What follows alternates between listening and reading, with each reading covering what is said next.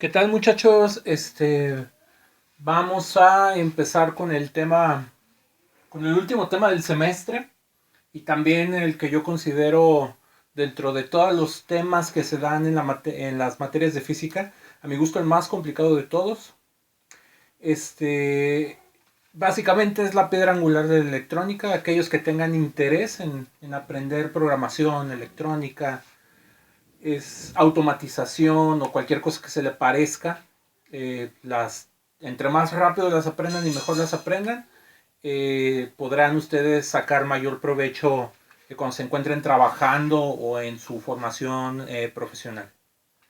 Entonces se les conocen como leyes de Kirchhoff. Las leyes de Kirchhoff son dos leyes muy simples, muy básicas.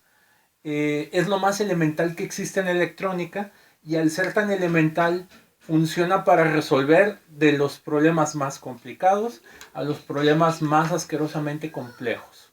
Las reglas de sumas en serie y sumas en paralelo que vimos para simplificar las resistencias provienen de las leyes de Kirchhoff. Si recuerdan ese par de videos, hicimos por ahí unas pequeñas deducciones y vieron de dónde salían las leyes.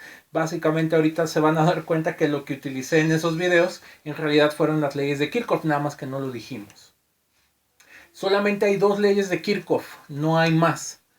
Con estas dos leyes, como les digo, se pueden resolver todos los tipos de circuitos. Estas dos leyes, aquí las vamos a ver para resistencias, pero se pueden utilizar para capacitores, para inductores, para amplificadores operacionales, para transistores.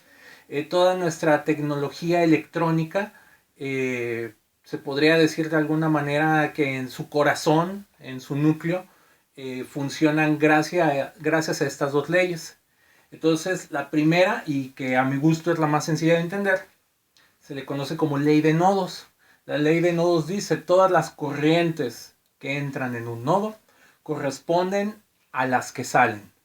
Entonces aquí vamos a poner un ejemplo muy sencillo. Primero recordamos que es un nodo.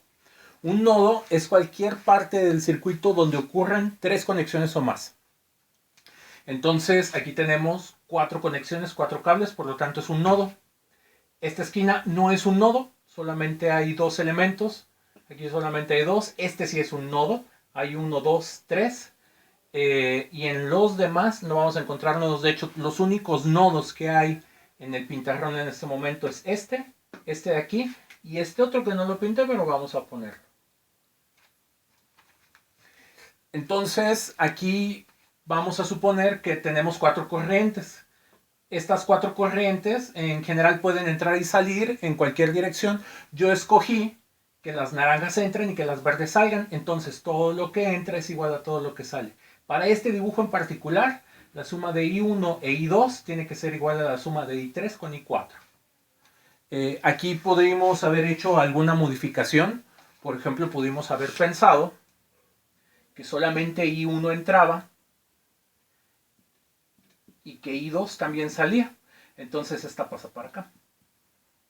Entonces esa es la ley de nodos. Lo que entra tiene que ser igual a lo que sale. Y eso tiene una interpretación física muy importante. De hecho, lo que más gusta de las leyes de Kirchhoff es que es la máxima aplicación de la física. ¿Sí? Entonces, recordemos que una corriente se trata de un conjunto de cargas que se mueven a través de un punto en un intervalo de tiempo. Entonces, las cargas que conforman a la corriente 1 están entrando aquí y se están dividiendo en las cargas 2, 3 y 4. Entonces, la ley de nodo significa que la carga se tiene que conservar. Es decir, las cargas eléctricas no pueden crearse y no pueden ser destruidas. Solamente pueden distribuirse. Entonces, la ley de nodos no tiene que ver más que con conservación de carga. ¿Sí? Aquí ponemos este ejemplo muy elemental, donde vamos a ver cómo funciona la ley de nodos. Entonces tengo aquí un nodo, viene aquí la corriente total y se va a dividir en la corriente 1 y en la corriente 2. Y la suma de 1 y 2 tiene que ser la total, de acuerdo a la ley de nodos. La total entra, 1 y 2 salen del nodo. Aquí de manera muy semejante, y 1 y 2 entran al nodo I total sale del nodo, entonces la suma de todo lo que entra es todo lo que sale de acá. Entonces de alguna manera podemos entender como este par de nodos como una especie de equivalentes particularmente para ese circuito.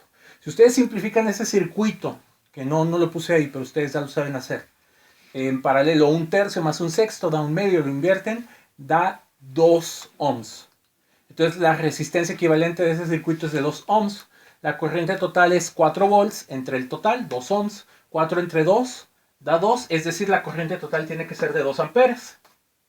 Ahora, utilizando este circuito, que otra vez les recuerdo, es bien importante que distingan el divisor de corriente del divisor de voltaje. Ese es un divisor de corriente. Entonces, como aquí la corriente se divide, que es lo que nos está diciendo la ley de nodos, significa que estas están conectadas en paralelo. De hecho, es fácil de ver. Aquí está la conexión en paralelo. Y cuando algo está conectado en paralelo, tiene el mismo voltaje. Entonces, 3 ohms se encuentra a 4 volts y 6 ohms se encuentra a 4 volts. 4 entre 3 da 0.75. 4 entre 6 da 1.25. 0.75 y 1.25 da 2. Ahí tenemos la ley de nodos cumpliéndose. En muchos de los libros van a encontrar que la ley se escribe de esta manera. La sumatoria de todas las corrientes en el nodo tiene que ser igual a 0. Y para el caso de aquí pues sería en general I1 más I2 más I3 más I4 tiene que darles un 0. Aquí dependiendo si I1, I2, I3, I4 entran y salen, pues se les otorgan signos. Por ejemplo, si entran les ponemos signos más, si salen les ponemos signo menos. Entonces esta ecuación de aquí arriba la podemos igualar toda a 0 y van a ver que esta se cumple. Entonces la ley de nodos, como verán, es una cuestión muy sencilla. Es muy importante que vayan conectando todo lo que vimos, o sea, todos los videos están relacionados el uno con el otro. Entonces no pretendan ver uno de los videos sin haber visto los demás. Y les estoy sugiriendo un orden para verlos. Entonces tienen que ser bien cuidadosos con esa parte. Ahora, la segunda ley de Kirchhoff, y la que a veces puede costar un poco más de trabajo de entender, se le conoce como ley de mallas. Primero vamos a explicar qué es una malla. Las mallas en los circuitos son trayectorias cerradas que siguen la corriente impulsadas por una fuente. Entonces, una malla, pues es esta circulación, que en este caso lo estoy poniendo para acá. Este es otro ejemplo de malla. Entonces, la corriente sale de un lado y completa el ciclo, ¿sí? Una malla o las mallas se encuentran separadas por nodos. Por ejemplo, estas son las mallas más sencillas que pueden tener, son mallas individuales. En el circuito de acá tenemos dos mallas. Esta es una trayectoria que sigue la corriente y la otra trayectoria es esta. ¿Esto se puede considerar otra malla? Sí, sí lo pueden considerar otra malla, pero como lo vamos a ver más adelante, no es una malla útil, puesto que en esta circulación que tenemos aquí no hay ninguna fuente. Entonces, como en esta circulación que estoy haciendo no hay fuentes, pues no hay nada que impulse a la corriente para que haga esa trayectoria. La corriente puede hacer esta o puede hacer esta. Viene I total, se separa aquí, sigue como I1, se vuelve a juntar como I2 y regresa como I total. Aquí viene I total, se separa, sigue como I2, se vuelve a unir con I1 y completa como I total. Entonces, para que la malla se le pueda considerar como tal, debe de tener una fuente. Entonces aquí tenemos una y tenemos dos. La malla 1 es con la corriente 1 y la I total. La malla 2 es con la I total y la corriente 2. Ahora, ya que tenemos bien claro que es una malla, la ley de mallas dice la suma de todas las fuentes de voltaje es igual a todos los consumos. Como vimos en muchos videos anteriores, ya casi por ahí antes de Semana Santa, creo que fue cuando subimos esos videos, habíamos explicado que el voltaje es la energía potencial por unidad de carga. Entonces, estos voltajes se pueden entender como fuentes de energía, ¿sí? Y es de aquí de donde sacamos este término que decimos que la electricidad es energía, que el voltaje es energía. nosotros lo decimos en ese sentido, pero tiene que ver como una fuente de voltaje tiene que ver con una fuente de energía que es capaz de mover cargas. Entonces lo que dice la ley de Mayas es que la suma de todos los voltajes, aquí tengo 3 fuentes, mucho ojo, aquí, todos los circuitos que hemos visto de aquí para atrás tenían una sola fuente. Todos los circuitos que vamos a empezar a ver de aquí en adelante van a tener más de una fuente. Y es bien importante que hagan la siguiente distinción. Cuando hay más de una fuente, las fórmulas de suma en serie y en paralelo no valen, no sirven para nada. Las fuentes de suma en serie y suma en paralelo solo se valen si ustedes tienen una sola fuente en el circuito. Entonces, como aquí vamos a tener más fuentes, pues vamos a tener la dificultad de no poder usar esas reglas. Pero tenemos algo más potente que esas reglas, que son precisamente las leyes de Kirchhoff. Entonces, cada una de estas es una fuente de energía. ¿Qué son los consumos? Los consumos son todas las partes del circuito donde se pierde esta energía. Y un ejemplo de consumo es una resistencia. Es decir, la resistencia viene a gastarse la energía de las fuentes. Entonces, para que esto tenga las mismas unidades, escribimos que la suma de todos los voltajes, que son 1, 2 y 3, tiene que ser igual a todos los consumos. ¿El consumo cómo se logra? Cuando la corriente pasa por la resistencia. Entonces, aquí hay una corriente que se produce gracias a estas fuentes que están aquí adentro. Entonces, cada vez que esta corriente está pasando por la resistencia 1, resistencia 2 y resistencia 3, se está produciendo un gasto de energía.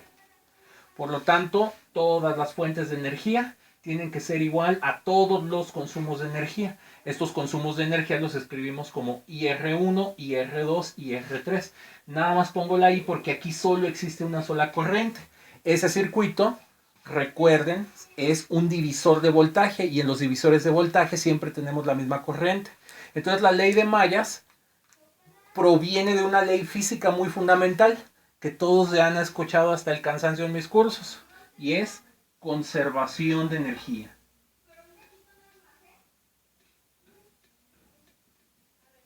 Disculpen, conservación de energía. Lo escribo porque había olvidado ponerlo. Entonces, ley de nodos es la conservación de la carga. Ley de Mayas es la conservación de energía. Y para acabar de entender bien la ley de Mayas, vamos a poner un ejemplo muy sencillo, que es precisamente el divisor de voltaje. Tenemos una fuente de 4 volts que nos va a producir una corriente que va a estar atravesando la resistencia 3 de 3 ohms y la resistencia de 1 ohm. Si ustedes simplifican ese circuito, 3 más 1 les da 4 ohms. Hacemos 4 volts entre 4 ohms. La corriente total tiene que ser de 1 ohm. ¿Cómo se divide la corriente ahí?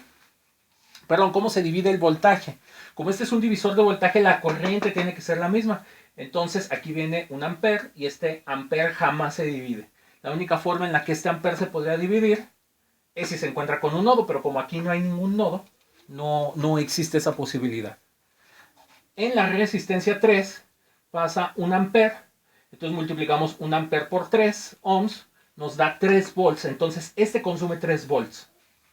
Luego el ampere sigue su trayecto, pasa por la resistencia de 1 ohm, un ampere por 1 ohm nos da 1 volt.